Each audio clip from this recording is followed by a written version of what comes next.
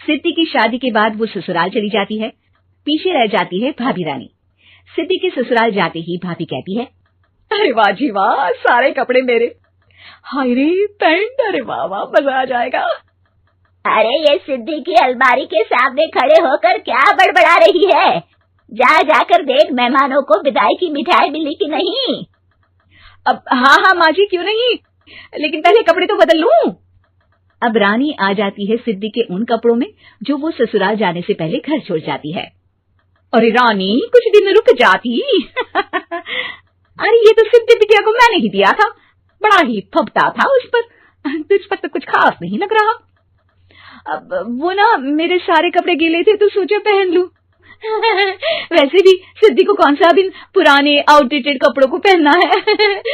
वैसे भी ये सूट तो मैंने तभी पहना था, वैसे खास है भी नहीं ये। हाँ ठीक है, लेकिन ना मेरी सिद्धि पर तो जमता था। सारे मेहमान चले जाते हैं और सिद्धि ससुराल से मायके पहली बार आती है। अपना घर, अपना कमरा, अपनी अलमारी। ये बोलकर जैसे ही सिद्धि अलमारी खोलती है तो सामने उसके कपड़ों की जगह कुछ और ही रखा होता है। माँ, ओ माँ, जरा कमरे में तो आना। सास और रानी वहां पहुंच जाते हैं। रानी ने पहनी होती है सिद्धि की जींस और टी शर्ट। अरे भाभी, ये क्या? ये तो मेरी बड़ी ही महंगी टी शर्ट है, इसे आपने घर में क्यों पहनी है?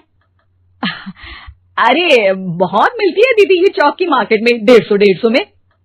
ओ भाभी प्लीज, ये एरोपोस्टल है, 2000 की एक टी शर्ट। ओह, 2000 में तो दीदी 4 साड़ी आ जाए। अब क्या बोलूं? भाभी, ये मेरी अलमारी में छोटू के कपड़े, तो मेरे कपड़े कहाँ हैं?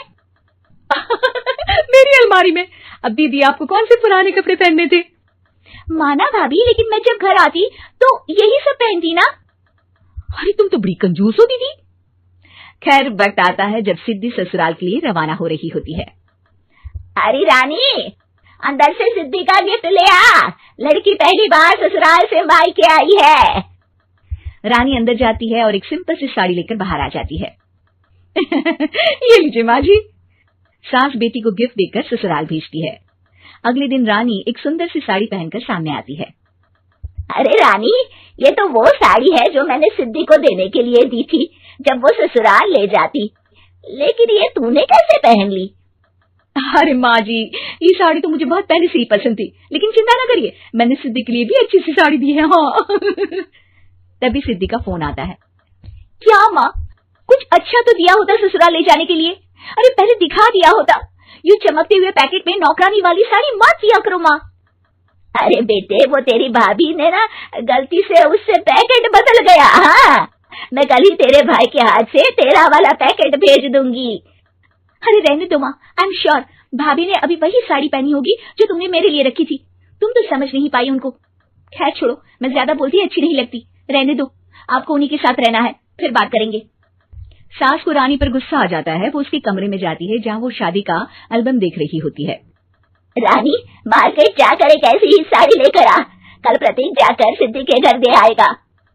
अरे क्यों माँ जी, कितनी साड़ी देनी है दीदी को, यहाँ कोई सेल लगी है क्या? अरे चुप कर, मेरे बेटी के हिस्से की साड़ी खुद पहन ली, अब ज्यादा ज्ञान बांट रही है। एक दिन सिद्धि का फोन आता है। माँ, मेरी सास ने आप सबको खाने पर बुलाया है। सारे लोग सिद्धि के ससुराल पहुँचते हैं। खाना खाकर वो लोग निकल रहे होते हैं कि सिद्धि की सास सभी को गिफ्ट देती है। अरे बहन जी, बेटी के घर का खाना खा लिया, यही बहुत है जो आप ऊपर से गिफ्ट भी दे रही है।